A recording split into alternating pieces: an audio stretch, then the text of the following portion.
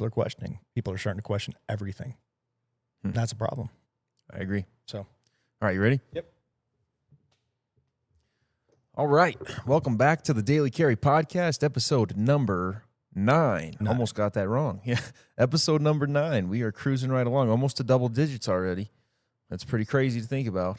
Feels like it's been a week. It is really exciting to have an opportunity to continue the discussion today and talk a little bit more. And I know that we are cruising right in through July right now. We are, man, I can't believe that we're almost mid-July. This is just, this year seems like it's just flying past us. You say that at 28, at 56, it feels like January was yesterday and December's tomorrow for me. Yeah, it's flying. It does. It's flying, people used to tell me that when I was a kid. Oh, well, wait till you get old. Oh, it's true. The year like goes like 2/3 faster. It's pretty wild, man. Yeah. I mean, it seems like that for sure. Year after year, the past 5 years that I can think of, especially like since COVID, something about 2020, like it's like everything just started going fast, it seems like. But here we are in the middle of July almost, and next weekend is the Carry Your Cross Challenge. It's going to be really excited about that. Yeah. That's going to give us something to look forward to. And in this world that we're constantly needing something to look forward to, it seems like, with everything going on, lots of different people making promises, overpromising, underdelivering, and that's a little bit of the theme about what we're going to talk about today is some governmental failures and some big promises and some very underwhelming results, at least so far. Yeah. And just going to start the conversation there, jump right into it. You know, it's interesting. I was watching the news, the whole Epstein case, now it's been ruled there's no list. The suicide was a suicide. And I don't know if you saw the deal where Pam was explaining the 1 minute camera deal and how this thing has always been 1 minute. And it was the silliest thing I've listened to in a long time. And I hate when I come in and I talk about a topic, for me, I always want to explore it from kind of both sides, ask some important questions. But that one was a hard one to swallow the other day, just sitting there watching that thing going. I'm like, come on, man. Like you sound like the very thing that you've been pointing at on the other side. And where's this disclosure? So I got a lot of take on this, but I think there's been a lot of overpromising on the delivery. I think you hit the nail on the head, if you will. So I think that there was a lot of people, myself included, very hopeful that this new turn of administration, the Trump administration, was really going to get in there and go to work and make things better. And it's not to say that, nothing has been done and that nothing is better, but man, it certainly seems like there was a lot more promised to change and be better quickly.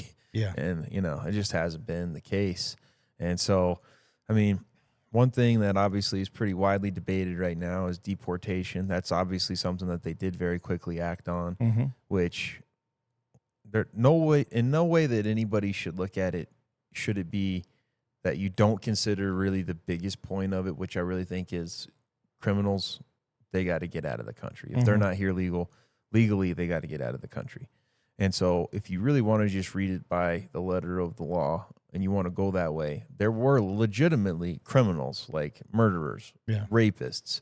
There was some seriously bad people crossing the border when we had an open border, and those people got to get out of the country. But if you're going to, there's all these layers of ethics, if you will, involved in that, because there's people that are here illegally that are not necessarily hurting anyone. They're not criminals, but they are criminals legally if they're not here legally speaking. So I'm all for people being able to come to America and start a new life, chase the American dream, but do it the right way. Right. In fact, some of my best friends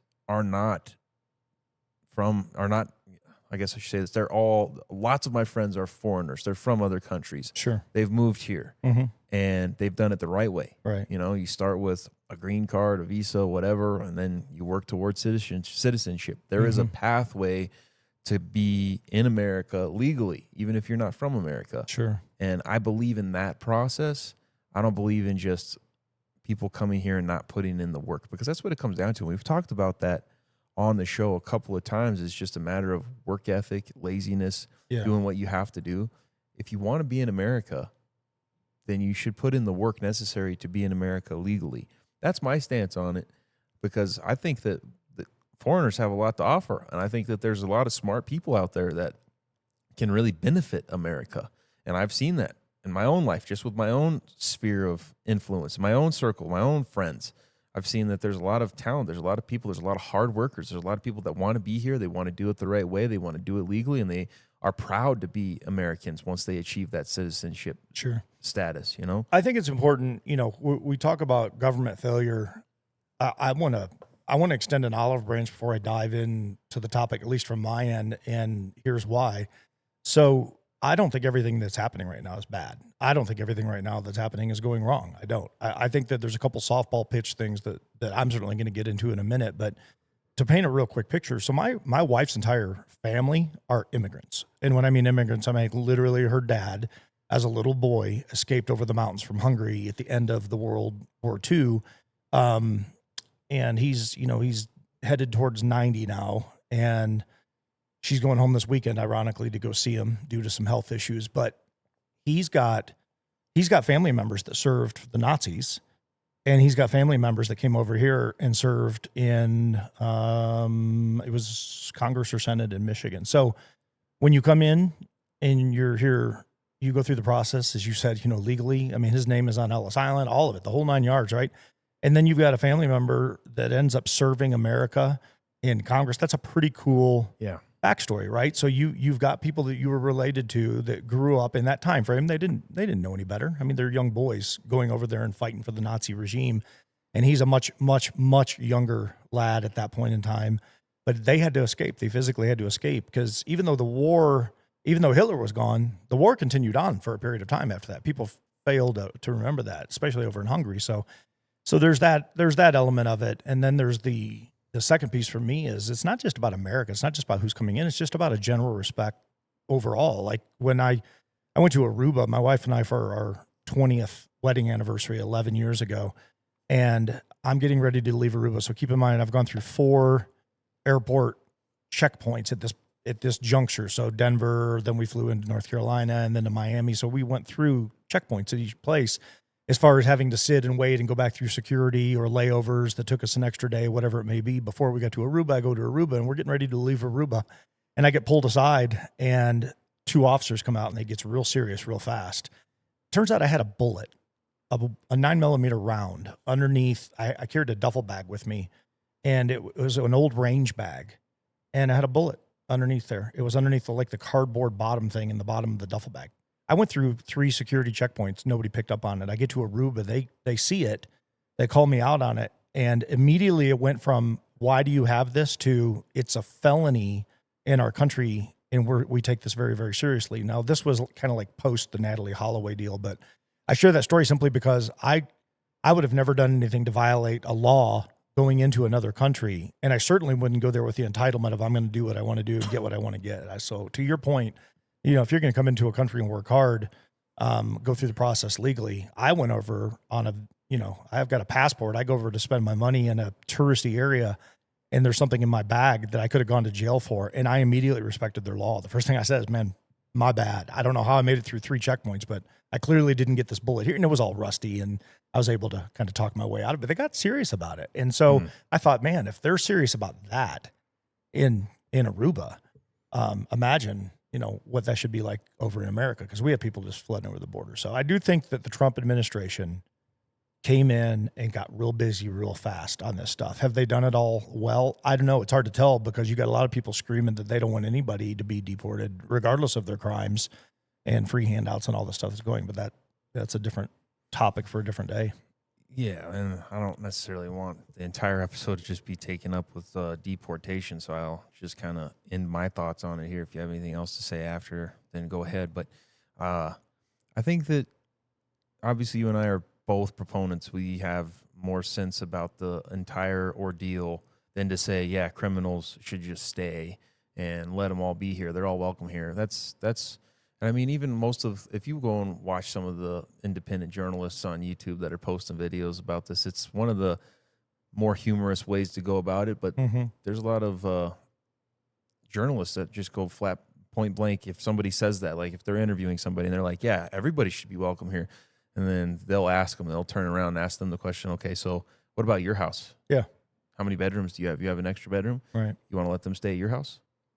Well, it's no Sure. different. America is that's American citizens. This is our home. Right. And you got some of those exact same people who are saying that are the ones that are showing up to a lot of these protests, a lot of these rallies, flying flags that are not even American flags and acting like that, oh, this isn't even supposed to be America's land. This is Canada's land, Mexico's land, whatever it may be.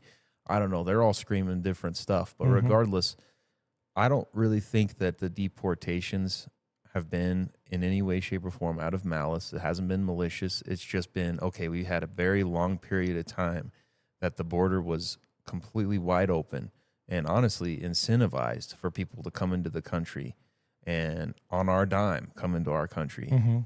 And there had to be something done about it. And I do think that some extreme measures were necessary to just make sure that we were getting as many people that were in the country illegally out of the country. Right. Anybody legally, that's different. From what I've understood, I haven't seen on the headline one time anywhere that legal immigrants, that legal visa or green card holders are getting deported.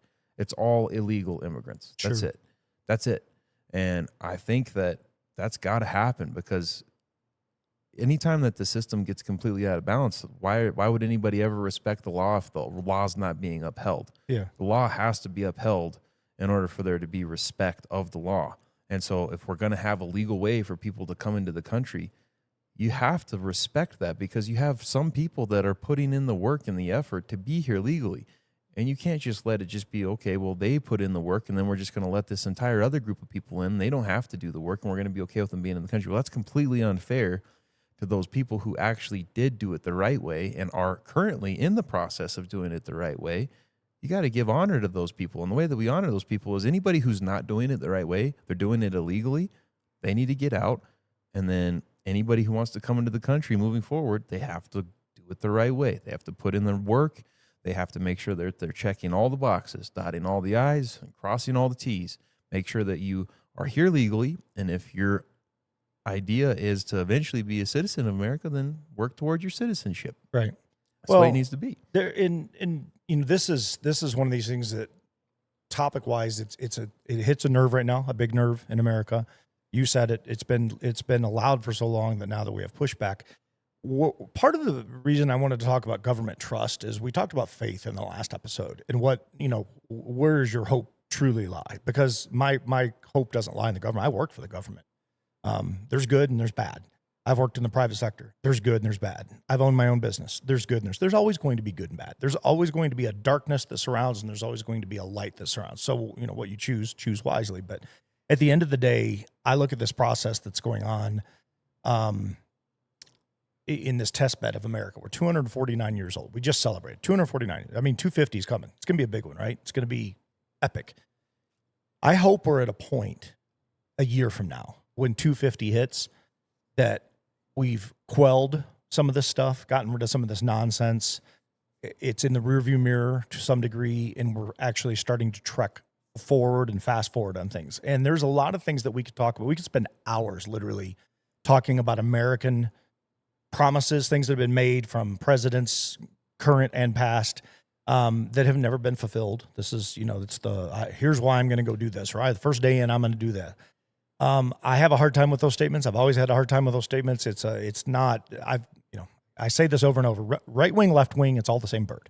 There's one thing in Congress that Congress agrees on, and that's no term limits. To me, Donald Trump could have come through the door, and I'm going to focus on him for a minute. He could have come through the door, and because he said a lot, I think he would have gotten the vote of the American people, not the right wing party, not the conservatives, the American people. If Donald Trump had come in and said, "We're going to put term limits into effect. We're going to drive this thing," because if somebody come back and said, "Oh, he doesn't have the power to do it," that's correct. But all he's got to do is say it, because at that juncture, it puts it out there for the American people to hear. and the American people collectively vote left, right, down the middle, independent, whatever it may be, you don't want, at least this is the consensus I hear, of the highest majority of numbers, people don't want people in office for 60, 70, 80 years. They just don't want them. I said the other day, I forgot the dude from Kentucky, it's Mitch McConnell. That's who I was trying to think of. So if you just take Chuck Schumer and Mitch McConnell and you look at their two legacies, what they've brought to this country, what they've done, what they've not done, what they've promised, what they've not achieved, all of it, that's one thing. But look at the timestamp of how long they've been in office. Collectively, twice as long as I've been alive. I mean, that to me, there's something wrong with that. And that, I think if Trump had come in and said, we're putting term limits into effect, period, end of story. What he did is he came in and said, hey, I'm running, and I think I want to run for a third term. So what the American people then heard, at least this is what I heard, I can't speak for everybody. So now instead of having 2 terms for the president, you want to make 3. And we're not even addressing Congress. So we still have the same problem going on. You have all these people in power, and you got a lot of people in the middle, that 1% in the middle saying it doesn't matter who you vote for because you're going to get the same thing. And I think we're starting to see that happen. And I got a lot of people in my circle of friends, my big circle of friends, if you will. They're not going to like some of the things I say today. And it's not because I'm here to tick people off or poke the bear. It's just a gut check on reality of what's happening. And I started with the Epstein thing, and then we kind of went over into immigration for a second. I want to go back to that. I think there's 2 things that have happened that Trump said he was going to do. He said it, and it was repeated by multiple people, to include Pam Bondi over and over and over, Patel, I mean, all of them. At some point in time, this was addressed. They were going to release the JFK files, and they were going to address the Epstein deal. And this went from there's thousands of pages, hundreds of names. It's going to be released tomorrow, to it's on my desk, to, well, there's a couple things that need to be redacted due to sensitivity, to fill in the blank, to, as of, I think it was yesterday, my days blend together, but I think it was yesterday, there's no list, and he committed suicide. Epstein.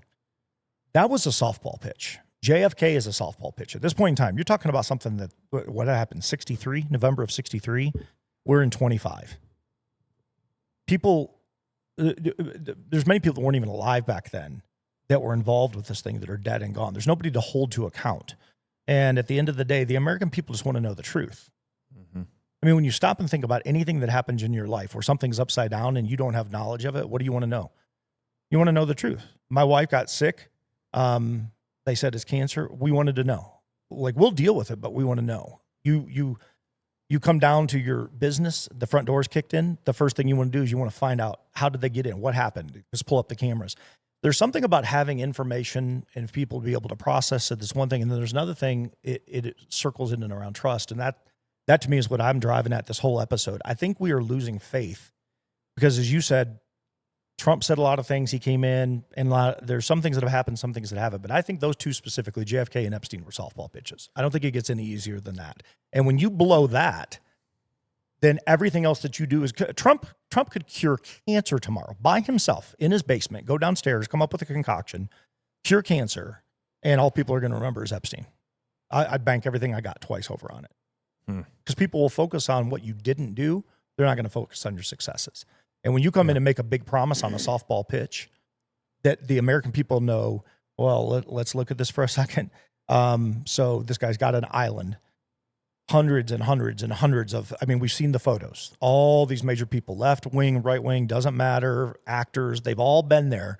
You're telling me in today's technology that nobody saw, did anything, with all these rumors floating around, which, you know, I just have a hard time buying that, to the arrest, to the death, the cameras went out, the guards fell asleep. I mean, you couldn't make up a dumber story. And at the end of the day, that's the story they're sticking to. And now all of a sudden there's no list. And on top of it, she's sitting down still trying to explain 1 minute, 1 60-second moment in time that they're searching for right now.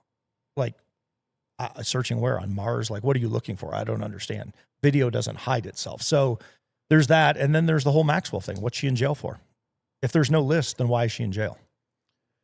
That's just astonishing to me, because those things are easy. Yeah, and I mean, this isn't the first time, unfortunately. I mean, even his first term, Trump had, made the the statement, the promise, the claim, whatever you want to call it, that he was going to release the JFK files, and he didn't. Right. And I don't remember word for word exactly what he said, but I remember it was along these lines, and I'm paraphrasing because I remember he's been on a fair amount of podcasts, Trump has, and he was point blank just questioned on one of those podcasts, hey, what about the JFK files? Why didn't those get released? Can we expect those to be released? I believe that his explanation on the podcast was, I was advised by some people that I trust on the council not to do it because there was some people that it would still affect to this day. And he said, but I think that now the next term, I think that now we'll probably be in a position where we can release it. I think that was what he said. And obviously, as we know now, it still hasn't been released, which is pretty disappointing. And then the Epstein thing is just wild, especially because right now we have the factor to have to throw in that Elon Musk, who was formerly really like the right-hand man for Trump and heavily endorsed Trump, now him and Trump are just completely at odds, and Created his own party. Now he He went the Ralph Nader direction. Posted what he posted about Trump being on the Epstein files list, and that's why Trump's not releasing it. And I think that Elon may have come out and said that he was apologizing for that or something, like maybe it wasn't the good way to go about it. I think that there may have been something that I saw that he did that, but maybe not. I don't know. Regardless or not, now it's in the head of millions of people. Trump was probably on the list. And then now you come out and say, oh, there is no list. What do you mean there's no list? They've been talking about a list for years. Yeah. And I mean, I don't care who you are. I don't care what kind of operation you're running, especially if you're running an operation like that, that's clearly to be able to get dirt on politicians, be able to control people and manipulate people because you're able to blackmail them with whatever you have. Obviously, there was lists somewhere, not just one list. There was lists of people. There was documents. Had to have been photographs, videos, you name it. It all had to be there because how else would they leverage and hold things over people's head if they didn't have that? Well, Sean Diddy was doing it at the same time, right? Sean Combs, Puffy, whatever that. He's got 9 names. He's in jail too now. He's in jail, but he's in jail for very minor things compared to what he was originally charged with. That I don't even know how to say her first name, Jesseline, Gazine, whatever it is, Elaine. Maxwell. Yeah. She's in jail. She was in jail for the kids. I mean, like that was the initial charge. So if there's no list, then I go through the eyes of a parent and I look at this and I think, man, either one of those cases, that whole Sean Diddy Combs thing or this Epstein thing. Imagine if you're the parent. Imagine you're the parent of one of those kids. Yeah. You would want to know. Even Epstein's brother, did you see his response yesterday? Says, this is the dumbest thing ever. Wow. Like he knows. Like, so it's, where I get stuck in this, and maybe I'm just old and a curmudgeon at this point in time, but I've lived long enough now that it's not that I don't trust mankind. It's not that I don't trust somebody when they look me in the eyes and say something, because every person is a person. You got to go with it. But when it comes to governmental conspiracies, I'm starting to understand a little bit why people are questioning these things more and more. Again, I'm going to go back and I'm going to say it. I think these were softball pitches, because so Trump comes into office. Let's play this out hypothetically a different direction. He comes into office. He says, we're going to release this stuff. And let's say they release it. Let's say that JFK, here's the deal, CIA, it was 100% CIA. It was a coordinated thing. And there's nothing redacted. Like we find out all the dark and dirty, right? That was CIA 1963. And if current CIA is still doing the exact same thing in today's modern culture with real-time technology, we got a pretty serious problem on our hands. But if I'm running a business and the former CEO got arrested and charged with whatever he got charged with, and it put a black eye in the company, and they hire me as a new CEO, and I come in, I'm not coming in as the guy who did the crime. I'm coming in as the guy who's cleaning the house. I'm coming in to take care of business. And I think that's what people thought of Trump. That was my take on it anyway. And so when you come out and you say, we're going to do this, and you don't do it, not only do you look bad, it makes people not only question the government at the high end, it starts a waterfall effect down, because everybody gets associated with it. So I'm hanging with some dudes last night and a bunch of EOD guys. And that was the topic of conversation with a handful of these guys. And they were very serious about it. They're like, we feel this impact. I see it on the street. I talked to a couple street cops yesterday, just straight up street cops. They've never been detectives. They're not door kickers. These are guys just out here flagging calls all day long, pushing the thin blue line, driving them behind that radiator, call to call to call. And I straight up asked them, I said, what do you think of the Epstein thing? We just happened to run into them at a coffee. And they said, well, it puts a black eye on us because it immediately, everybody thinks government. And you just get grouped into it. Mm. I don't know. Does that work the same way at the water department in the town of Castle Rock here? Does that work for, the traffic engineer? Because it's all government. I don't know. But I do know that if you're enforcing law, it makes it a lot harder. And when push comes to shove, I guess I'm going to say it for a third time. It was a softball pitch. This was an easy one. This wasn't, we went in and tackled immigration as we started with. That's a massive problem right now.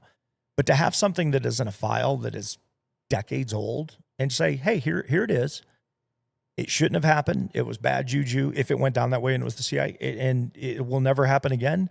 And not on our watch. And here's why. And if there's anybody left to hold to account, even these years down the road, maybe we do, maybe we don't. I've seen people charged with war crimes that were part of Hitler's regime that are in their 80s in other countries. Like literally these people went after these folks from war crimes from back in the 40s. And so could people still be charged? Maybe. I don't know. I'm not even so much worried about the charge. Well, I think it would send a message. I'm just worried about the transparency. And when you're not transparent and the people are like, wait a second. So you're telling me this guy did all of this stuff, owned this island, had all of these connections. The who's who of who's who went to that island. What did they go down there to vacation? You can go vacation anywhere. But there was something about that island that clearly drew people there. It's secretive. There's no pictures. There's no nothing. Nothing. I've never seen anything, and maybe it's out there. Maybe somebody will blow me up on Facebook or Twitter or whatever. But at the end of the day, I've never seen anything. I've never seen one revealed photo. I've never seen anything that's come from that place. And yet we've charged people criminally and a man is dead and he killed himself. So if there's not guilt at a bare minimum, then why did he hang himself? Was it public pressure? All this stuff. Well, to hang yourself in jail the way that he did it and have the guards go to sleep and have the videotape stopped, you're telling me those are all coincidental? I'm sorry. That the conspiracy theorist, if there's one in me that comes out at that point in time. And if you had the files and they were on your desk and there were names, you should have released them. Have you seen the Netflix documentary? Yeah. Yeah. Whenever you watch it and then they explain how all the cameras, all that was cut, it's like there's no doubt there's definitely foul play involved. Like either this guy was killed or he was assisted in killing himself or they had a fake body and he's still alive out there somewhere. Have you seen the dude that he was in the cell with? No. Dude. I don't know. Was it in the documentary or no? No, it's not. Well, I don't remember if he was mentioned or not. You can look him up on your phone. This guy was a former, I want to say he was an NYPD cop. He got involved in some kind of drug ring and I think he was in for homicide. I think 4 different people he killed. Dude, this guy looked like he looked like The Rock on steroids. This guy was a beast of a human being, and he was Epstein's cellmate. Just crazy. There's just no coincidentals in any of this stuff. Man, yeah, that is a big dude. He is a beast of a human being. Man. And this was how you get steroids in prison. You're right. How you getting juiced up in prison, man? That's got to cost some extra. The cameras turn off. So when the guy comes and hands them through the bars to you, the guards go to sleep. This stuff is what erodes confidence in the American public. I really believe it. I genuinely believe, and I could repeat it over and over and over. When I saw that there was no list and that the findings were suicide, after the autopsy proved otherwise, that alone, just that alone, you're a jits guy. I'm a self-defense guy. You know how hard it is to crush a neck. It's not hard if you're on the ground, you drive your elbow into somebody's neck and, frame out across the top of them and put them up against a wall. I could choke somebody to death. You see the marks on him? You see the damage that was done? They said it was coordinated with a belt. I've been to a few autopsies in my life. Now I've been to a few hanging autopsies in my life to rule out foul play. I can tell you the ones that I went to, their necks didn't look anything like Epstein's. Not at all. And I mean, I've been to two, to be fair. So one was a rope in a garage, and another one was a belt. He allegedly hung himself with a belt, some kind of belt, handmade belt. Right? I mean, wasn't that the deal?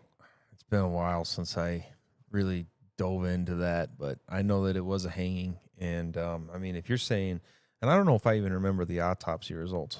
Sounds like you're more well versed in that than me.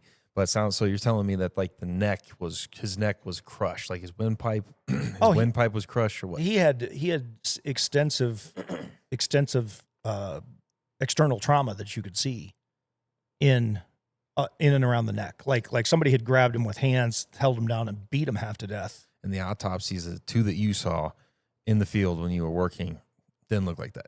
No, in fact, all the trauma was on the underneath the left ear, down underneath the chin and up. It didn't even have anything to do with the trachea. Interesting. Yeah. That makes sense, though, because the pressure whenever you would be hanging would be mostly going upward, you know. Well, the one wasn't even, it didn't have anything to do with the crushed trachea. It cut off blood supply. That's all it did. You just So if you went the out. damage was around the neck, right, which is what it sounds like from the autopsy of Epstein, if the damage was around the neck this way and not upwards, then absolutely. That's literally something around your neck, and the force and the pressure would be either from the front or the back, but not necessarily up and down. Yeah, you would have somebody placing their knee in the middle of your back, wrenching down on a handmade belt, you know, be it a sheet or whatever they used to wrap it up, and then stage it as a suicide. How hard is that? I mean, the guy he was in the jail with looked like the Incredible Hulk. Why was he in there with that guy, specifically that guy, on suicide watch, on, you know, in a confined hallway where only certain people that are on suicide watch go? I mean, I'm no expert on any of this stuff. I worked in the system. I've been in my share of jails, putting people in. There's confinement strategies for all of this stuff. I've taken people in that said, I'm going to kill myself as I'm dropping them off in the jail. And they immediately either put them in a special room or that's under camera, or they put them in, depending if they're violent, they might have to put them in a chair and strap them down and wait for medical to get there. But I mean, there's protocols to this kind of stuff. You don't just take a dude on one of the most notable cases on the planet and throw him in a cage with an animal who's off. Do you know what that guy's in there for? I think it was, I swear, I think it was drug-related murders. I want to say he was an NYPD cop gone rogue, bad apple, and he either went after the dudes that were part of the cartel or the gang or whatever it was that was feeding the dope. But I believe he was, and I could be misquoted, but I thought it was 4 homicides. Yeah, and you're exactly right. It says that his cellmate here was an ex-police officer, and he was convicted of quadruple homicide. Yeah. Which is crazy. Yeah. He killed 4 people. Yeah. And you put him in a jail And those cell. are just the ones we know about. Those are just the ones you got caught for, right? Yeah. And they put him in a jail cell with that dude. Man. So there's no part of this that if you are a level-headed, reasonable, you know, I get up and go to work every day. I eat my breakfast, my lunch, my dinner. I love my family. I do my job. I do it the best of my ability. This I think what this stuff drives, and the point I was making in the beginning, and I get a little irritated over this when people push back and like, well, you don't know. No, you're right. I don't. I'm not all knowing. I'm not all seeing. I'm not prophetic, but I'm not ignorantly stupid when it comes down to this process and how this stuff goes. And so when I look at it through the lens of I've dropped off, I don't know, maybe 8, 10, 12 on the high side, people that straight up said, after we had hooked them, I don't think I can go either. I am not going back to jail, or I'm not going to make it in jail. And they use the word suicide, or they do something that garners the attention of the intake process booking agent, the deputy, whoever it may be. I never once, not one time, did I not see them get immediate care. So you can go from, and I've arrested some of those 8, 10, 12, and it's over the years, so I don't really remember the number, but it's a low number. I don't have a lot of them. I don't ever remember anybody not receiving immediate like when I say immediate, I mean like one of the first things they do is that when they walk in the room, do you have anything on you that I need to know about? Because once it gets brought into the jail, it's a separate charge. It's a totally separate charge. Right here in this little booking box is the time. So in case the officer, let's say you hook him up and you check the guy out, but you're not checking orifices and, getting deep into the body out on the street. You're just not doing that. You might have done a cursory pat down or a search after post-incident arrest, whatever. But the point to the question is there's something that we're going to find so you don't get charged with a felony for bringing contraband into, which is going to stack on top of whatever you had. So if you had a misdemeanor, now all of a sudden you bring a Schedule II drug into the jail, now you get charged. Do you have it? Because right now is the time. Half the people that come in get charged with something because they either, I say half is a high number. Half of the people I brought in got charged is what I was going to say. And of those people, they were all, even though they had stuff on them, they were still suicidal. They still got care, immediate care, put into a confinement room, anything removed out and off their person that could have done damage to themselves. And they have to wait for a psychologist, a psychiatrist, whatever it may be, whatever the policy is of the jail. They have to wait for that person, do an interview, and then they make a decision from there where that person goes. But you don't just drop them into Gen Pop suicidal. Now, some of them play the card. Some of them know that they're going to get special treatment, but whatever. That's not my deal. That's behind the scenes. But Epstein is I just go to, I think it's eroded trust in the American people because it was easy. Everybody knows in their heart. It's like the OJ thing. I mean, he was found not guilty to a crime that everybody and their brother, including Dave Chappelle and Chris Rock and everybody have joked about he did it. Well, we're still talking about the loss of 2 lives in a very, very violent way. And they called it the court case of the century or whatever it was when it was happening. And it was a big, big, big deal. Primetime coverage, nonstop. 24-hour day news coverage, nonstop. We're talking about a homicide, a double homicide. Epstein, we're talking about landlocked, in an island, we're talking about pedophilia, sex trafficking, Lord only knows what else going on down there with some of the most notable people on the planet. No evidence. Guy dies in jail, cameras off, guards go to sleep. There's not an American that alive, I think, that believes that story. No. And now there's no list, and he committed suicide, and Epstein's brother said, this is the dumbest thing ever. Yeah. So that's where we sit in today's America. And I think it's going to, again, Trump came out and said it, so I'm putting it back on his lap. It's not going to make some of my friends happy, but I've been saying from the beginning, I was never all in on Trump because I have a hard time defending some of the things that he says. Do I think he's a patriot? I do. Do I think he believes in border security and financial security for our country? Unequivocally. I absolutely do. That's why I said I don't think all things are bad. But the reason I'm focused on this one is this was easy. And when you don't do the easy things you say you're going to do, the hard things you actually accomplish get forgotten immediately. Yeah. Jimmy Carter probably did a lot of good things while he was in office. What's the one thing he's going to be remembered for? He never went over to that flippin' embassy and got those people out. And Reagan had to come in and do it. And at the end of the day, that's what you get remembered for. You could do all you want to do in life that's positive. People won't focus on that, man. That's just, half the stories in the Bible are that way, right? Yeah. You got to go walk the desert for 40 years and go find yourself because you screwed up over here. It's astonishing to me right now that we are in today's technology with unlimited information, we do not have anything coming out of that island that we can look at. And therefore people go, well, then it must not be real. I'm like, or. Yeah, no, I think that there's definitely, I think we're beginning to see a shift like never before where I think that this is probably going to get on a lot of the government's radar, a lot of the higher ups up there. They can't just get away with stuff like this and think that they're just going to be able to pull the wool over our eyes because we're all connected more than we ever have been by way of the internet, social media. And you've got Netflix making documentaries about this stuff. There's obviously an audience of people out there that want to just know the truth. And whenever you make it completely obvious that you're just trying to cover it up, that only makes people want to know the truth even more. That's right. And I think that the only thing that I can wrap my head around, because the way that Trump explained his not releasing the JFK files his first term really made sense. He made sense because he just passed the buck to his advisors or whatever, which I'm sure at the end of the conversation with the Epstein files and the JFK files, again, as there was some kind of cabinet or panel of people or whatever, they must have brought their heads together, said, okay, this is all the people. This is what's going to happen. If we disclose this, this is what could possibly ensue. So we recommend and advise we should not do this at this time. And obviously for the Epstein files, it went even further than that as some kind of they probably said national security or whatever. We can't do this because this is, we just need to make people think that there's not even a list. That needs to be the new narrative. Right. And it's probably because there's a lot of people on the list, not just in America. I'm sure that there's lots of officials in the country that are on there, but it's other countries too.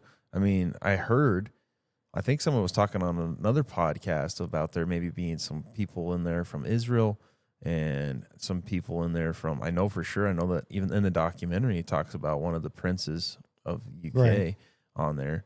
And so I know that there's people even from other countries.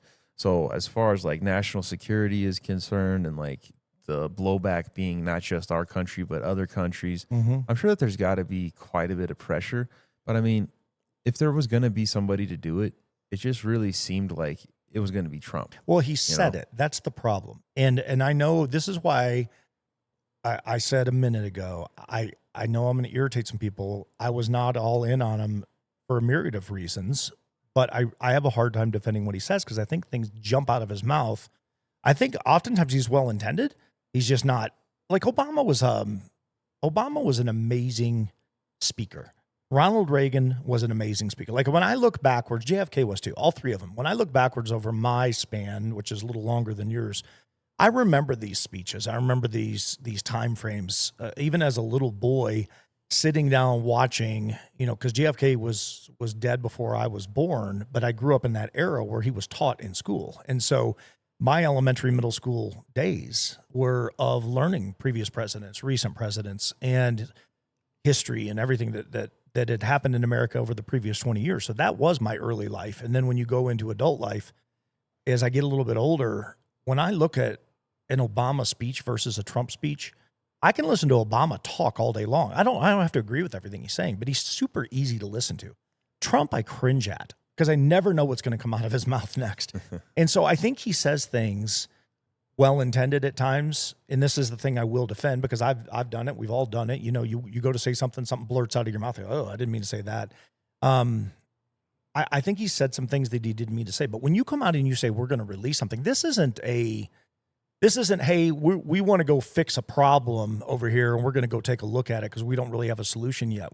It's very different when you say, I'm going to go do this thing and we've got it. And the American people need to see it. Like you're making a power statement at that point in time. And if Obama had said it, I'd say the same thing to him. I'm holding your statement to account because the people are trusting in this. And right now the American people need that.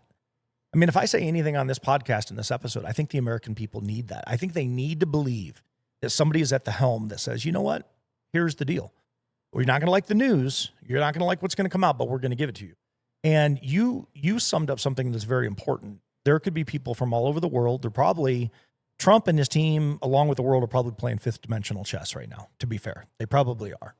They're probably doing something right now for a lot of protection, for a lot of reasons, because this goes beyond, I hate to say this, but this goes beyond a dude and a gal running an island and sex trafficking. It goes on to billionaires and people that are heads of organizations, probably department heads of state, different people that have been there, the pictures that we've seen of the people that were physically there in Epstein's presence. Either this guy's really good at photobombing or he knows a lot of people, and he seems to know a lot of people, and she seemed to know a lot of people.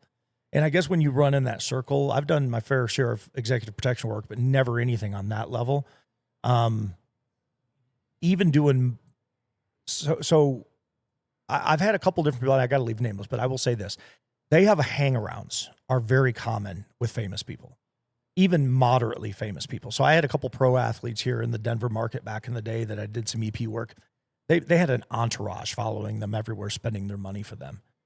I have a feeling those people kept those secrets too. There was stuff that I'm sure that those guys did in their life at some point in time that somebody saw. how could it not be fifth dimensional chess if it's if it's somebody from another country in a very high power position going, hey, you're going to ruin trade deficits with us because we're going to go full nonstop if you release this information. It's very plausible. I could see that absolutely being the case. Do I think that justifies it? No, I don't. Because somewhere in there's a lot of people that were victims and a lot of trafficking that were taking place. And with this Diddy thing happening at the same time, it's more of an exclamation point on the Epstein thing, because that's several years old now, of power is absolute power corrupts, and power, you can buy a lot and you can control a lot. And right now, I think that's in part also what we're seeing. You're seeing power potentially leveraged from other nations. You're certainly seeing the power of money, what that buys. We saw that in the Diddy trial, and we've seen it time and time again. And I think America, the reason I think this waterfalls down is people wanted the truth. They'll deal with it. People are, I can park a car at Walmart. That's my analogy. I can pull in, as crazy as Walmart is, I can figure out my own space. I know what's going to happen there. I know the folks that are going to go in and shop. I know the craziness that happens there. I can still manage to get myself through Walmart. I think the average American knows how to deal with life and how to go shop and how to go to work and how to go do their things. What they can't deal with is being lied to repeatedly. And that's where, you go back to the movie Falling Down with Michael Douglas. He just got out of his car one day in the middle of the freeway. He just is like, that's it. He hit his wall. He got out, he left his car, and he just went rogue. And I'm not telling anybody to do that, but I can understand the premise of that movie very, very well when somebody has just had enough. To where just going and doing your everyday deal, going into your store to go shop, go do whatever it may be, navigating life becomes very, very challenging when you feel like you're giving it your all, you're paying your taxes, you're doing your thing, but you can't trust the people you're doing it with. And that to me is what these two cases have done. Yeah, I think that, it's tough because you want to think, okay, well, if there was foul play in Epstein's murder, there was obviously people getting paid. It's not like people just do anything for free. There's either threats or there was money. There's got to be some kind of an incentive, whether the incentive is, all right, well, do this and you'll be okay, or do this and we'll make life a little better for you. How cool would it be to have some kind of check and balance available to the people where we're like able to see, okay, was there any monetary upkick in those guards that were on duty? Are they still alive? How about the warden? I have no idea. I don't know. But I mean, what are they driving now? What were they driving before this? What are they driving now? What were they living before? How are they living now? Like some of those things, like you don't even need access to bank records to be able to know. Like you can just use deductive reasoning. If you were driving a 1990 Volkswagen before and all of a sudden now you're pulling up in a C8 Corvette, you probably, something happened in that span of time. And I mean, the problem is, like, as far as like bank files, all this, that, and the other, obviously the ones who would have, the ones that would have access to that. And the thing is that with it being a case like this, I'm sure that it wouldn't even necessarily, there probably would even be some challenges to access some of that stuff just at like a state jurisdiction level. A lot of it's probably federal because of it being related to the case. I think you probably would know better than I would, but it would probably fall into, all right, you guys can't touch any of this. This is the FBI's case or the CIA's case or whatever. And then, well, those are the exact people that are being able to seal all these files up and control the narrative. That's right. It's a double-edged sword. And so we don't really have access to like any of that stuff. But I really think that it probably, if we were able to just access a little bit of the absolute truth in all of this, we'd probably be able to, it probably would be relatively easy to piece together. Yeah, there was definitely foul play. Yeah, this is definitely a cover-up. Because I don't think you'd have to look very far if you had the right resources and if you had the right doors open to you to really be able to look, to be able to follow the incentives, follow the money, and then find out exactly, okay, what's going on? Somebody's paying for this, and somebody really doesn't want people to find this out. Yeah, you got to have,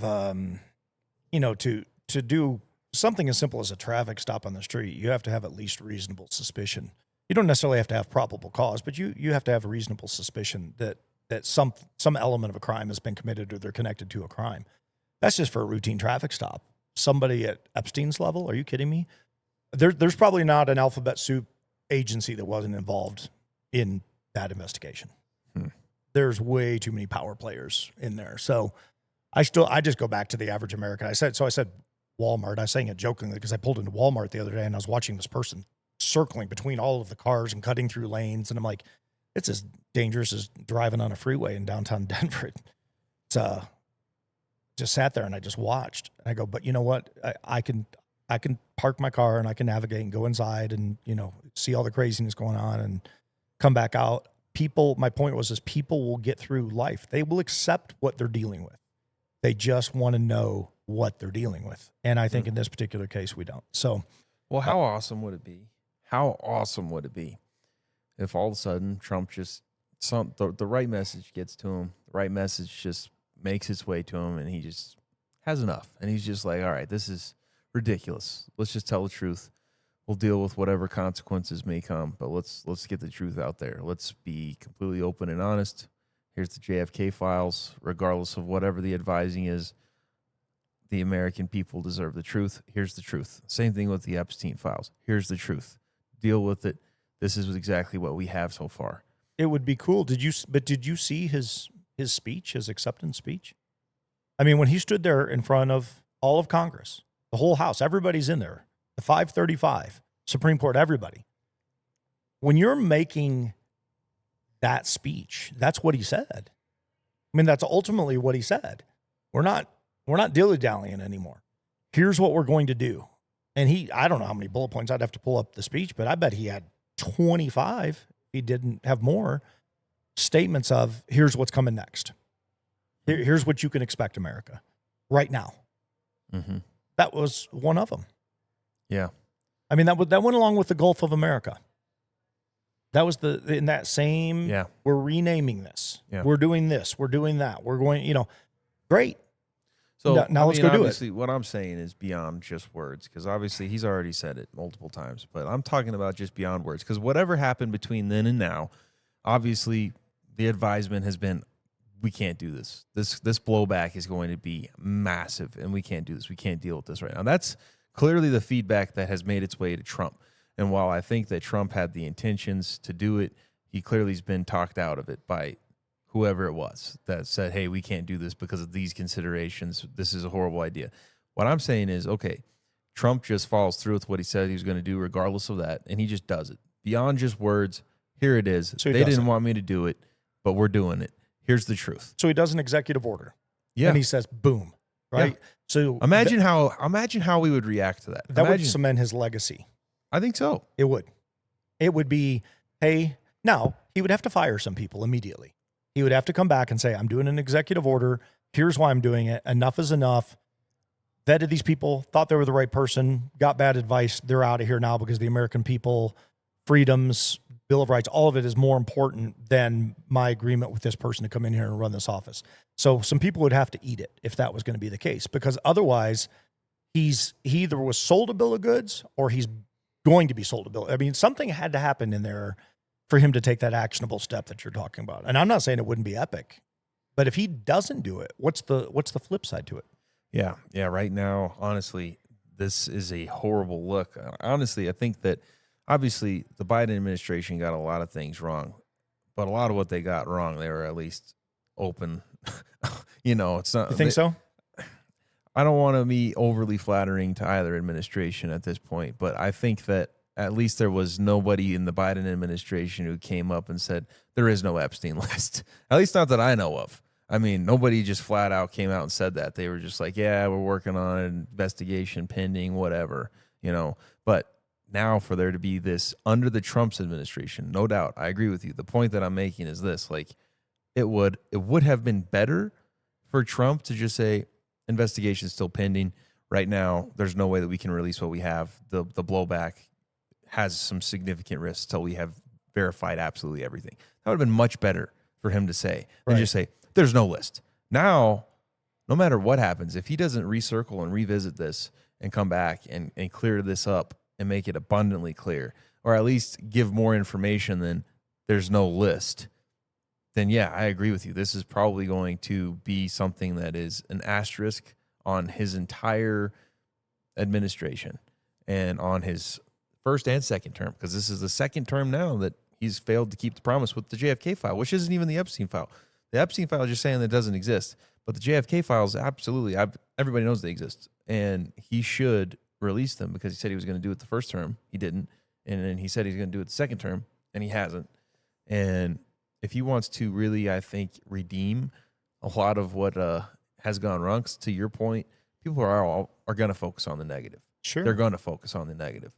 And right now, that is a huge negative because you're right. These are a couple of things that should just be easy. It should not be hard to just tell the truth. The American people deserve the truth because that's what the country's supposed to be built on. We're supposed to have the ability to be able to trust our government. And right now we have more reasons than we ever have not to trust the government. And you just hit again, you hit the nail on the head with the sledgehammer on this one. We do have reasons. You know why? Because we have instant access to everything now.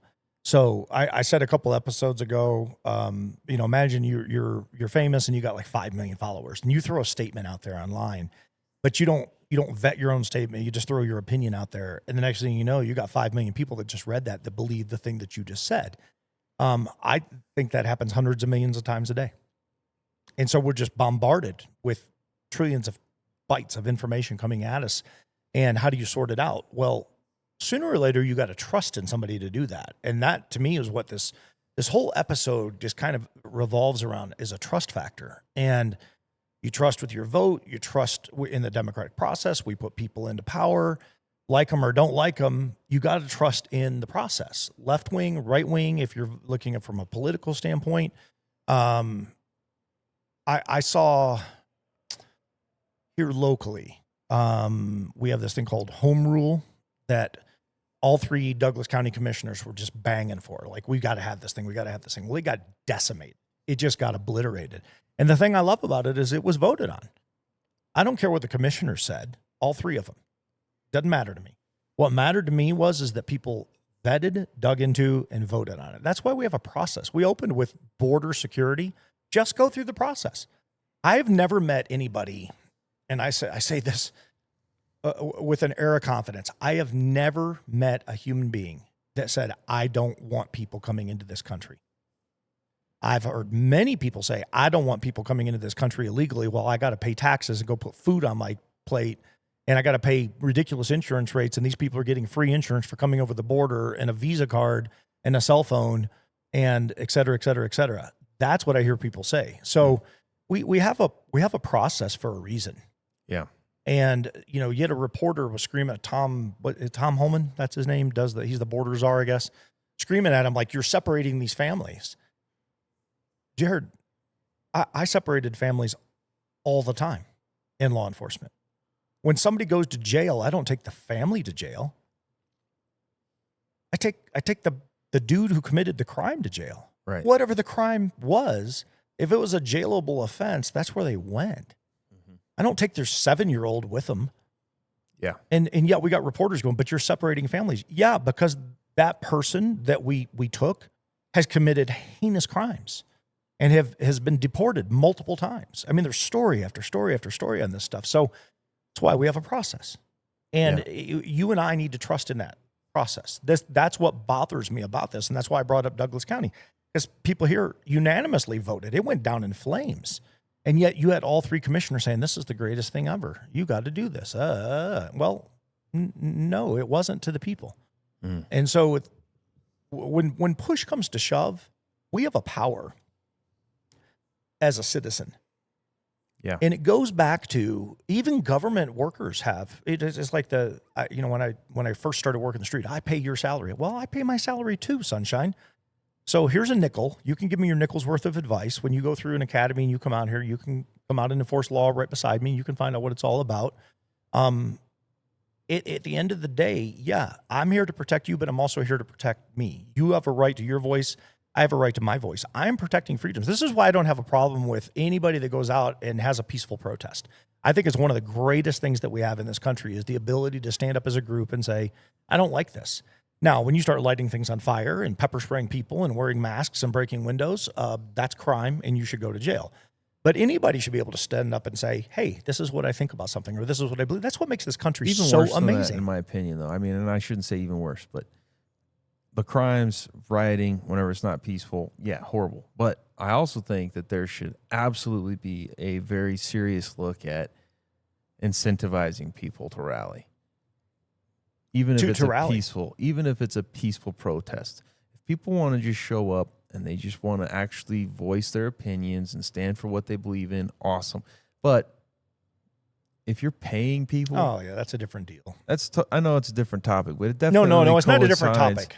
It definitely coincides with what we're talking about, because a lot of the protests that have been going on with lots of people there, there's been reports of people coming forward saying, yeah, I got paid. Somebody paid me to just show up. And I was like, what? Paying you to show up just to be basically an extra body, kind of padding their numbers, that's just crazy to think about. But that's genuinely a tactic of parties out there, is paying people to show up Yeah. to make it look like that they're relevant.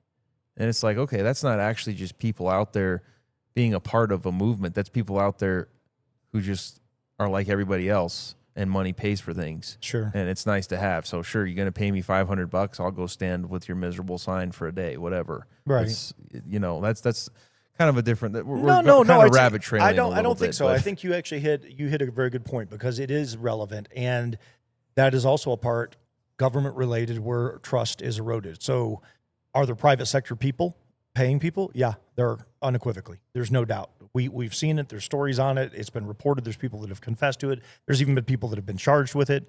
So is it happening? Yeah. Is it relevant? Of course it's relevant, because you're no longer taking your freedom to express. Now you're taking your paid speech and you're going out there and you have no talking points.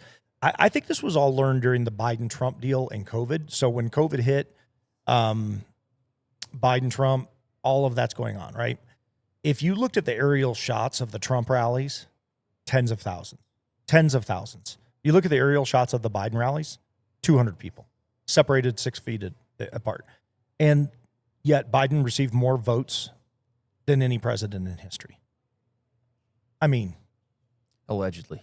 Come on. Well, fraud, any of that stuff. I just look at it from the standpoint, take all of the criminal possibility out of it and just look at it from the lens of who was supporting.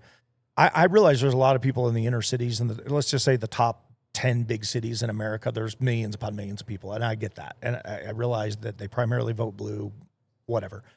The overwhelming majority of the country that were at these rallies, the blue-collar dudes, the legitimate blue-collar dudes that were at these rallies, not the high-end donors. When I looked at that as that's America. I'm not saying that the other guys aren't America. What I am saying is that these guys that are bucking and grinding in the field, they believed in something. And they said, I don't care about COVID. I'm showing up. I'm going to go do this thing. They're to me the tried and true. Mm-hmm. And I see that, and I think that that's where the lesson was learned of, man, those aerial pictures were embarrassing. So we got to get a lot of people to show that this thing matters. So you've got the uber rich billionaires of the world going, I'll donate $1 billion to have tens of thousands of people to receive a few $100 a piece to go out and stand at a rally for a day to make the numbers look really, really good. Is that far-fetched? I don't think so. I don't think it's far-fetched at all. I think that's exactly what's happening. Yesterday down at Douglas County in the commissioner's building, there was a screaming fest down there, and there weren't, to the best of my knowledge, there was nobody paid. They were just residents that were ticked off at this stuff that's going on. But what I loved about it is they had the freedom to be able to come down and question it and stand in the face of it and say, hey, hang on a second. We don't agree with this. When it goes back to the beginning of our conversation, when we're talking about the Epstein deal, the Diddy deal, the JFK thing, as we've already said multiple times, I think it's eroded the trust in the American people. That's just my take. I think people look at it and they go, nope, it just doesn't make sense anymore. And now they're kind of at an end of a rope of hope and holding on to something. Not that the American dream's gone out the window, but there were a lot of people that thought that Trump was going to come in, batten down the hatches, get ready, here we go. He's done it on a few things, and a handful of things he's not done it on, and a couple easy things, as we've talked about, he's not done it on. Can he turn this around? Maybe. To your point, maybe. Wouldn't it be cool if he came out tomorrow and said, yep, I'm doing this. We're releasing this at whatever cost. I hate to say it, but sometimes you got to get in the muddy waters, like really get in the muddy waters to find out what it's like to swim in muddy waters. And I think the American people are tired of it. I think they're swimming, and I think they're tired. I think that that's ultimately what it comes down to. Are they all angered and ready to go off the rails? No, I don't believe that. I believe most people are pretty civil about it. But when I look around at what's happening right now, this just fans the flames. And I thought about it when I came in today, and I said, in my mind, this is what's going on. Am I fanning the flames?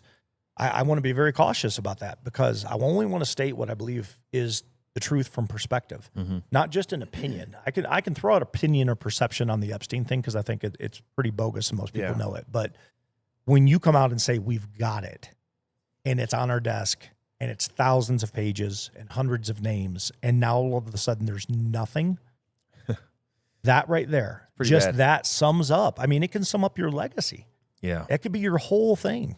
It's such a bummer. And I mean, I have to go back to the election, because I took a jab at it and said allegedly, so I have to give some context. This is my whole point. This is my whole deal on it, okay? 2020, what Biden got was 81 million votes. Right. Trump got 74 million votes. And then we have 2024, Trump got 77 million and Kamala got 75 million.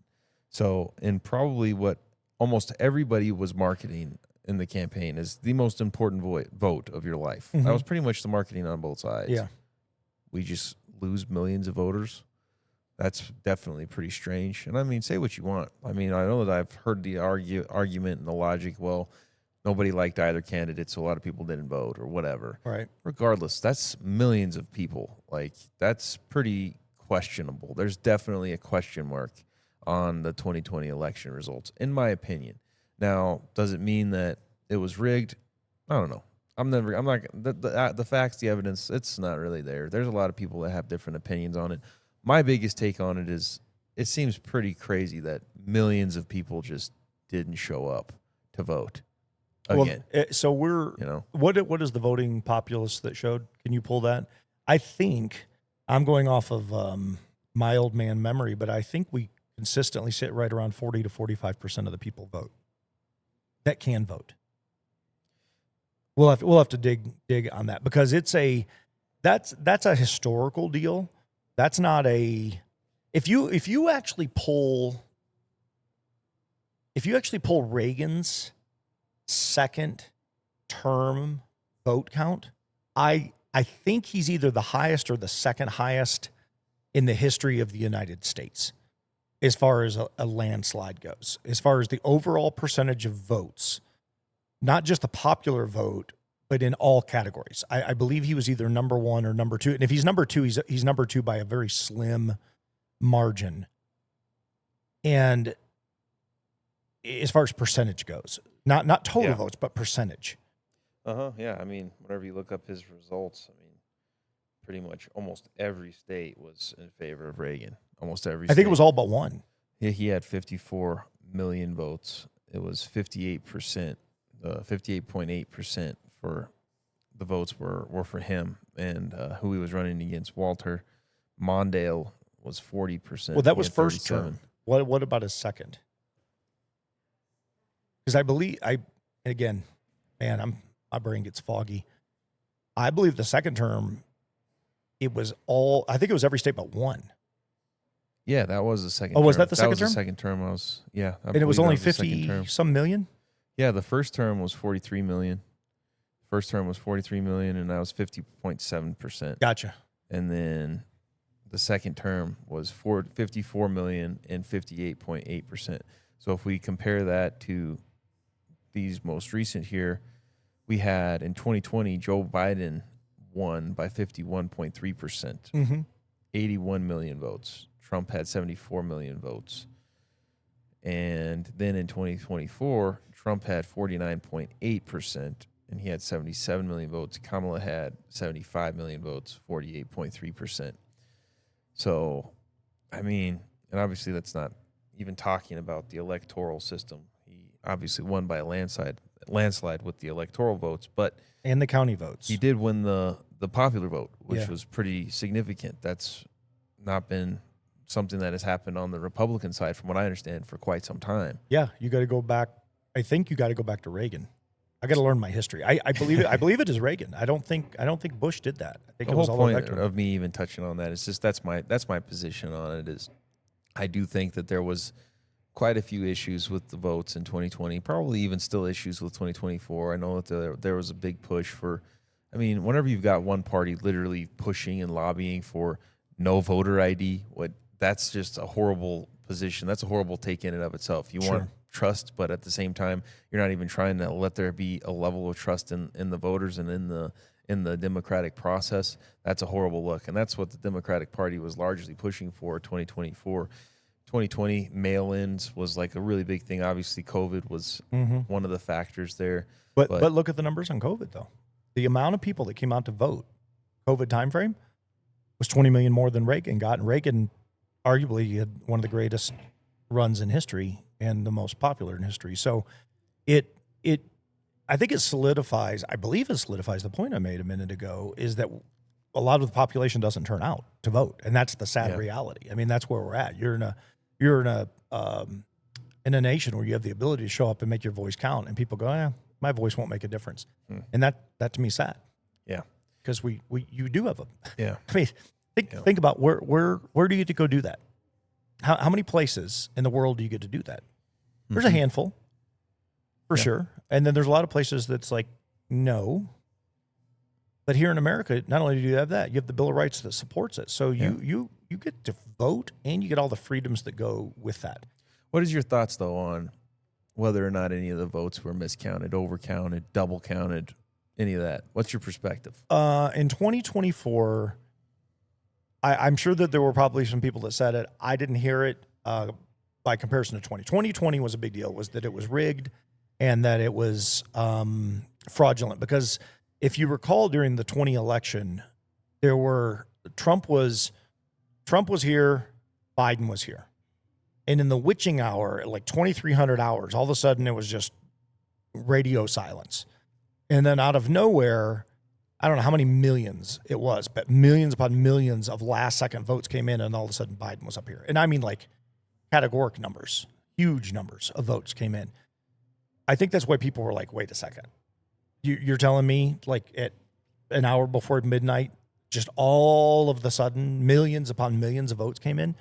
There were people calling the election that were calling with 24, 28% of the votes in, giving it to a state, because they had already predetermined where the state was going. And in the witching hour, millions of votes suddenly showed up on stuff that was a nail biter, like literally like we're 50-50. And then all of a sudden Biden just won by like 10% in that state. You're like, how is that even possible? You go to 24. The one thing I didn't hear from the Dems anywhere, nobody pushed back on whether there was fraud, because it was such a landslide, such an abomination, just it was overwhelming, I think. My belief is that's what happened in the first election. How did it not turn out that way? I don't know, dude. I don't know. I could second guess and conspiracy theory all day long. I have no idea. It doesn't really matter at this point, honestly. I mean, it does matter, and the fact that it's continuing to be the same pattern of, it seems like that the trust that we as American people have in our government just continues to be something that is just whittled down to almost nothing. And it's so disappointing to have the blatant hypocrisy here. So on one side, we have people rallying and supporting the deportation of illegal immigrants, right? Illegal immigrants. Those ones being deported, great. You're doing a service to the country. You're standing up for the law. You're standing up for wanting to make sure that the country is on good, solid ground where law-abiding citizens are rewarded, and those who are not law-abiding citizens, they have to have a penalty for that. If you are a criminal, there is a consequence. And in this case, for any people who are here criminally, the consequence is you get deported. But the hypocrisy is this, that you can have your administration doing all that. That's great. But then you can't even just tell the truth about some of these easier things. Release some files, release the JFK files, release the Epstein list, all that. You can't just do that. Then an asterisk is put on your entire administration. Doesn't matter how much good you do.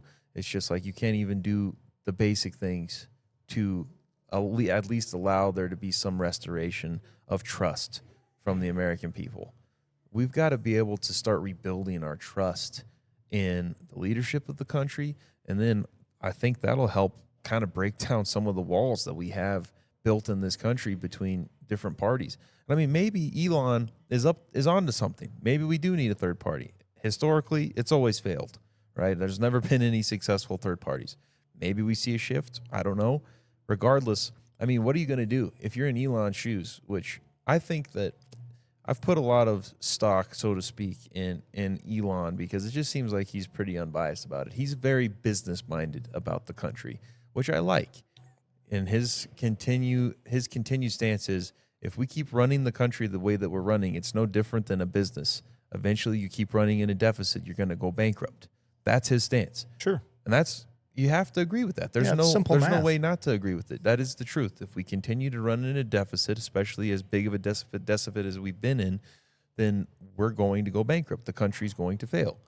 And that has been his caution, and that has been his objective and his goal with everything that he's done with the department he's been involved with the government efficiency.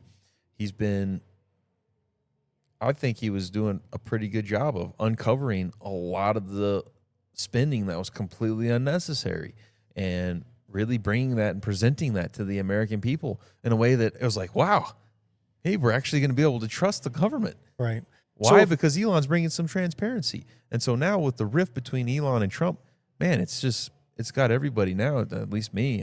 I'm frustrated about it, but I'm also like kind of stressed out about it because like, where do we go from here? Because Trump is definitely losing some credibility. Elon, now there's tons of people that are upset with him and saying that he's lost his mind, here, that, and the other. I don't think that. I think that he genuinely is starting to understand, as noble and as promising as politicians can be, the politics are always, they're just stuck in a rut. Right. They're stuck in the same rut that they've always been stuck at, and politicians are forced to play that game. Well, let's walk it backwards for a second on that point because you make a good one. If Elon has lost his mind, what did he lose it over? I mean, let's just go substantive for a minute. Mm-hmm. What did he lose it over? What was the driving force? Well, the only thing that I could wrap my mind around is Elon's been this constant driver for transparency and efficiency. The whole reason that he even bought X is because he didn't want there to be this continued suppression of the First Amendment. He wanted there to be free speech. He didn't want the government to be able to just control and take over Twitter and just there not be truth in the world. So his logic was buying this and giving people a platform where they can just have not overly censored ability to be able to talk to each other. Do you think he's done that? I think that for the most part, from what I've seen, Elon has been pretty transparent, and he's really been a voice for moving us forward in that direction of being transparent and trying to build the trust. And he's really tried to root out a lot of the waste and a lot of the overspending. And he's really, it seems like all that he's talked about for the country, it seems like he genuinely wants the best for the country. Sure. It seems like he wants the country to succeed and he wants us to do well. But I think that he has this thing that he goes back to always it seems like he's kind of built on the premise that we're not going to be able to succeed unless we eliminate the waste. But we can't just eliminate the waste. There also has to be a level of transparency brought to the country that we haven't had before because the wool's just been pulled over everybody's eyes. How are we going to have efficiency if there's not transparency?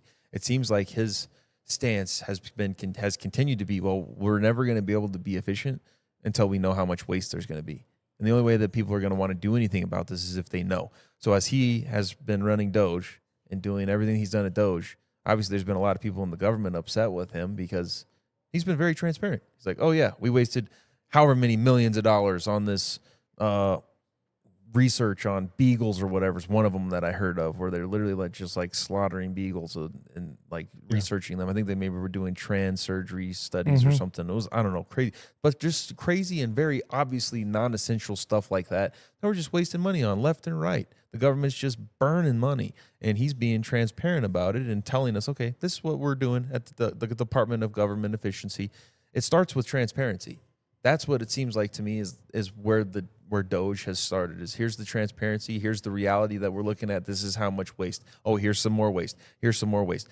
They flag it, they announce it, they're transparent about it, and then hopefully take action, make cuts, whatever. And so for me, he must have, to answer your question, and this has been a long-winded answer, but no, it's a good answer.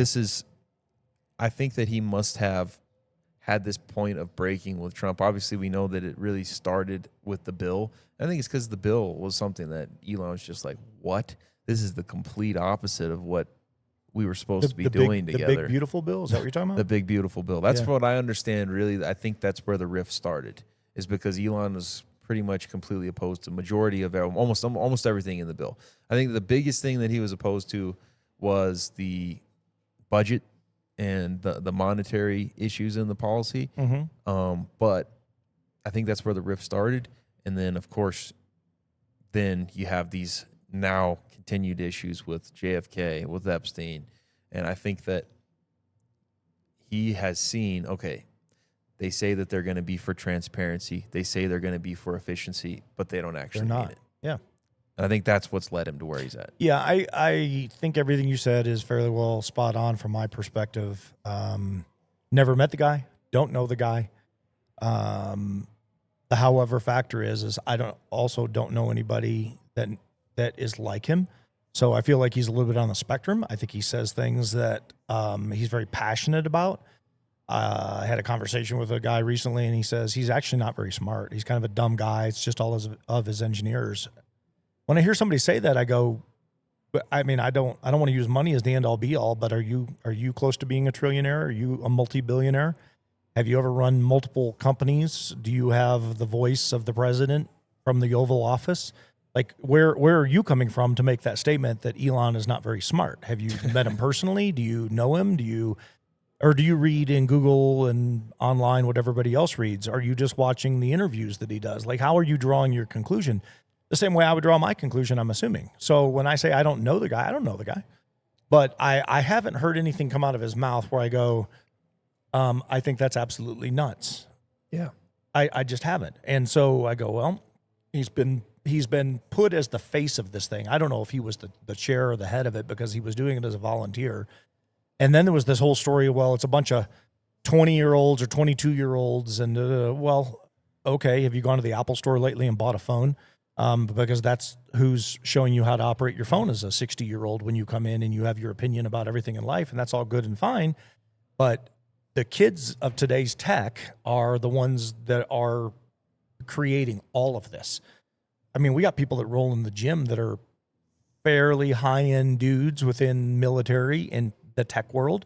They're not 45 or 50. Mm-hmm. They're 25 and 30, and they're highly educated and highly trained. So I don't think Elon's rolling with a bunch of dummies is my point. I think Elon I'm guessing he's surrounding himself with people that think like he does, that can see a future that he wants from, be it a rocket that takes off and comes back and lands in the launch pad. Did Elon go out there and turn the wrench and put the diode in and the cooling fixtures and all that stuff in the rocket? Probably not. But I actually really don't know, so I can't speak to it. My assumption is he had a team of people building this, and he might be the visionary. There might be multiple visionaries, but the point is it got done. And I don't know anybody that does that. Yeah. So clearly he's not an idiot. He's clearly very bright. Does he say and do all the right things? I don't know. Is the rift between he and Donald Trump, is he right and Donald's wrong, and is Donald right and he's wrong? I don't know. I don't know what I don't know. I'm watching this thing unfold the same way everybody else is, but I came into this thing with a very simple softball pitch. When you're going to come out and make a statement on something super simple that you can do, simple by appearance anyway, because it's on the desk and here's the files and here's the names, to suddenly months later, yeah, none of that stuff is right. It makes you look bad. And when all the things now you're in this pissing contest with essentially what appeared to be your right-hand man, that looks bad.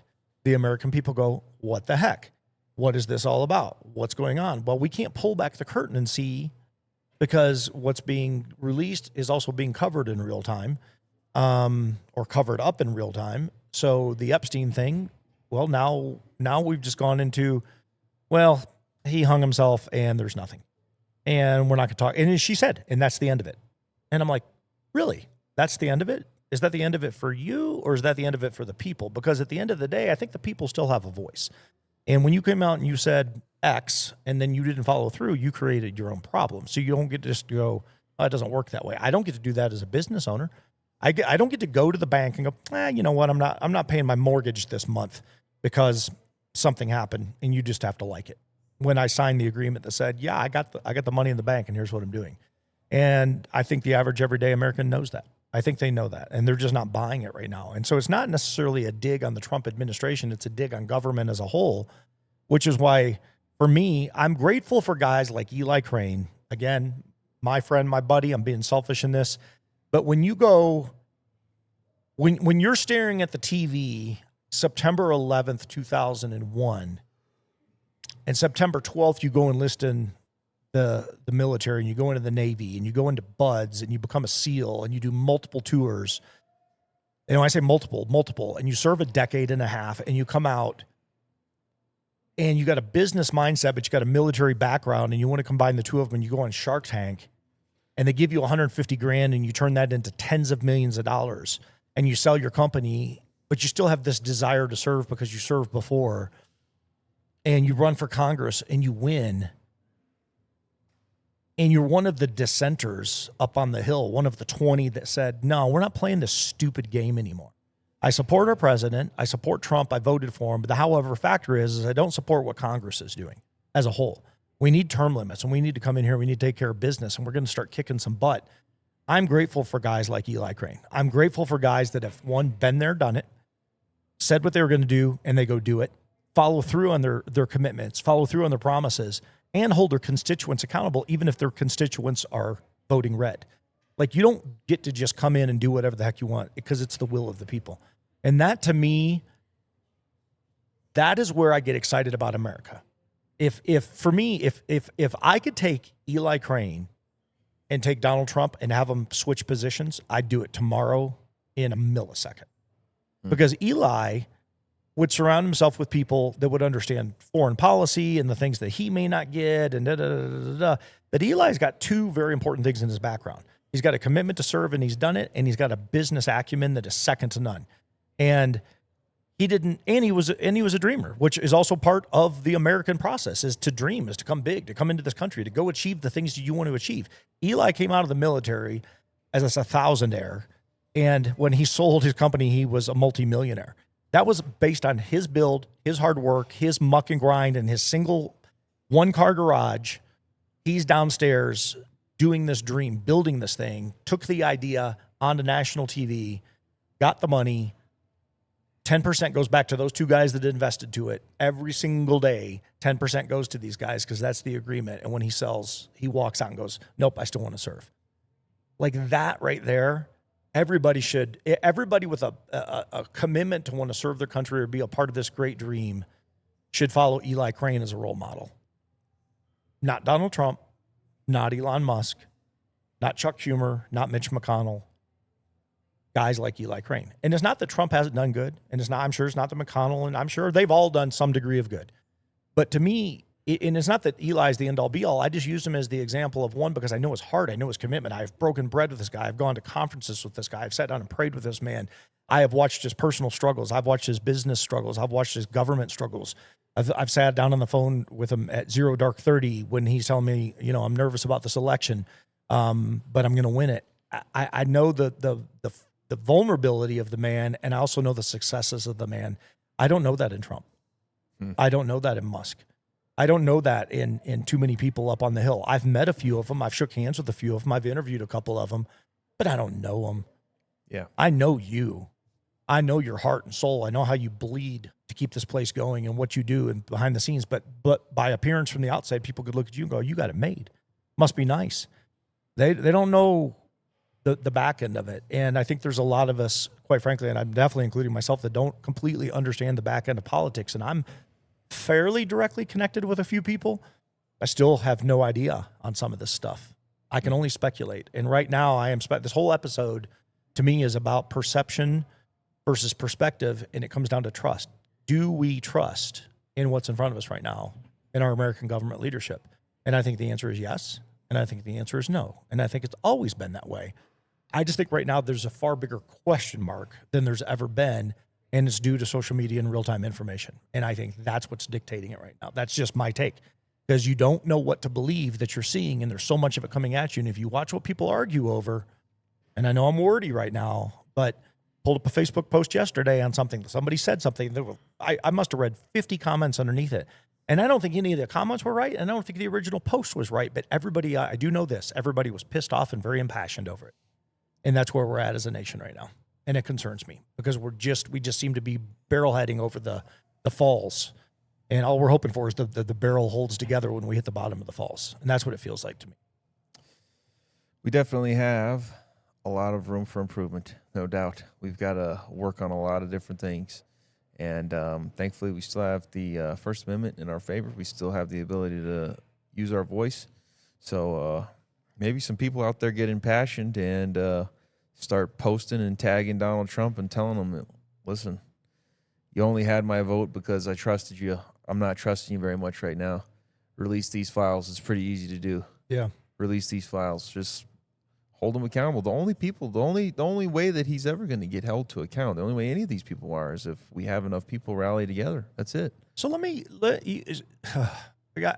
dude, we could talk for so long. Look, I got one thing that, as a kid, shared this in I think one of our first episodes. Took me years to talk about sodomy that was done to me, ages 6 to 8.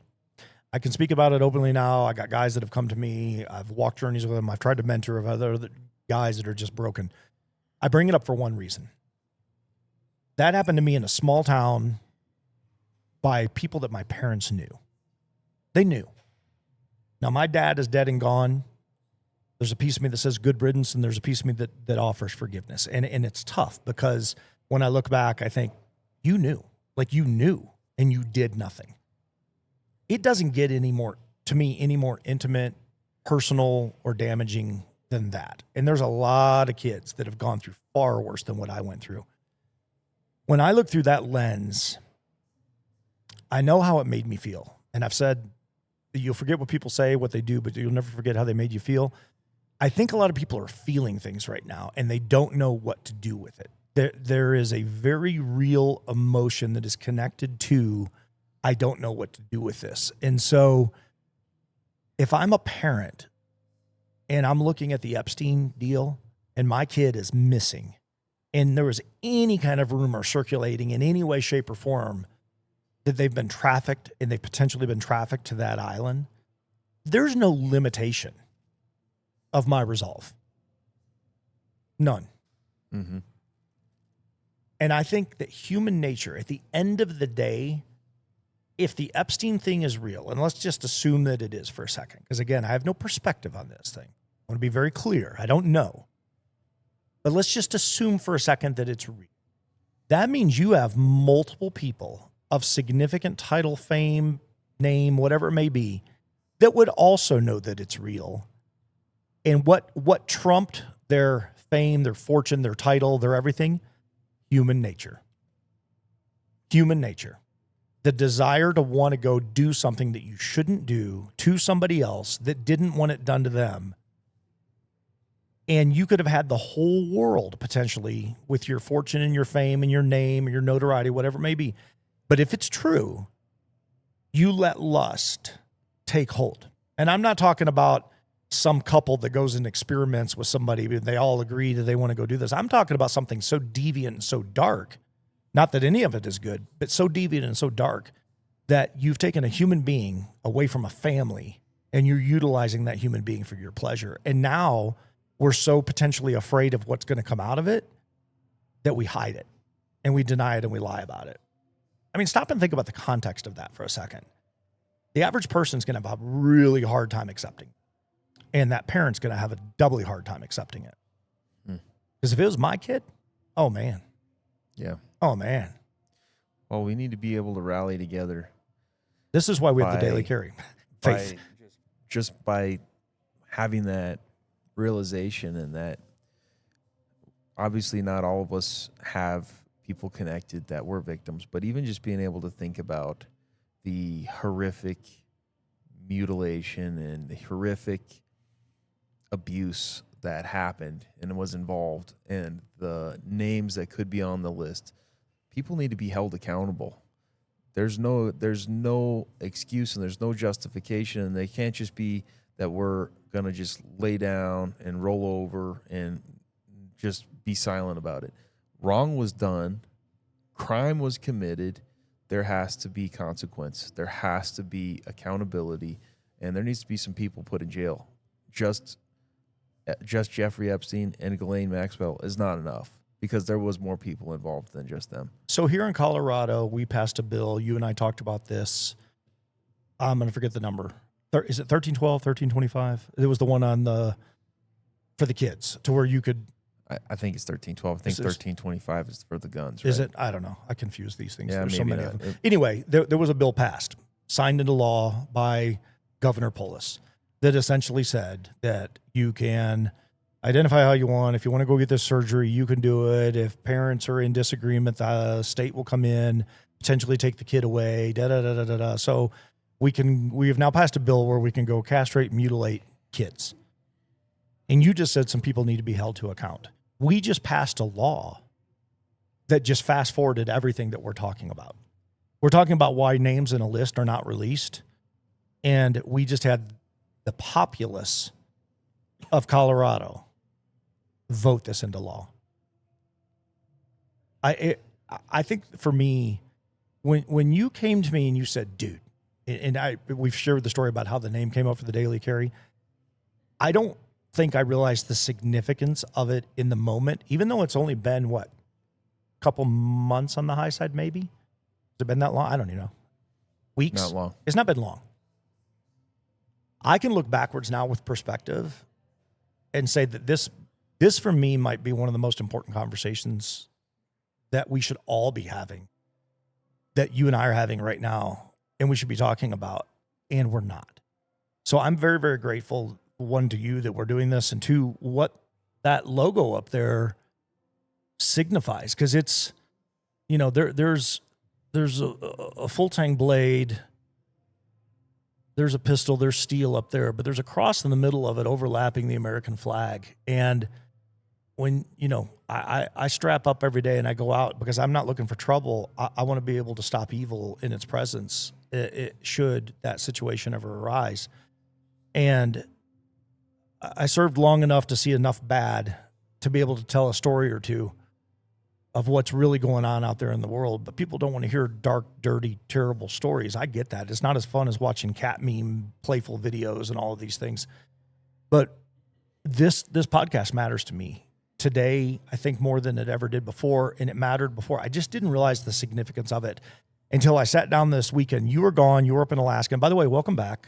We didn't even discuss that because you got a cool fishing trip in. And I'm looking forward to the food, like mine blackened. While you were away, I had a pretty significant issue happen this weekend with my family. My wife's flying out today to go home, and I will not go into it for personal reasons, the dynamics, but I will tell you this. It's pretty dark. It's pretty ugly, and it's got the potential of really, really, really separating some people within my wife's side of the family. When I say separate, I mean the siblings will stay banded together, but there's an issue that's going on that is so hard to wrap your head around how dark it's gotten and how deep it's gotten. And all people want, it just comes back to this episode, it sums it up so perfectly, is people just want to know the truth. You just want to know what's going on, and then you can deal with it. And when you're dealing with cover-ups and lies and manipulation and I don't know, all the silliness that we're seeing right now in society, and I dumb it down to a personal level of what we're going through, my wife has not gone to bed in the last 4 nights where she's not either cried herself to sleep or just woken up drained the next day. And I don't, short of just hugging on her and saying I love it, I'm not even sure what to say or to do right now. And this is just a personal, it's a family matter. But I share it from that context simply because there's just truths that have not been shared. There's things that we know are true that are not coming out. Like we unequivocally know, not speculation, like we know, grounded in marrow deep bone truth. And it's uncanny to me the depths that people will go to hide something that ultimately is going to destroy them, because it's fear. It's fear of just admitting, here's the problem. And the division that it's going to cause, the rift it's going to cause potentially could be huge. And I really don't separate that from where we're at as a nation right now. We're very divided. And if America's one big family, politically, we're divided left and right. And there's a lot of finger pointing and a lot of blame and a lot of social media nonsense. I said it a second ago, one comment, 50 reactions. I don't think either one of them were even accurate.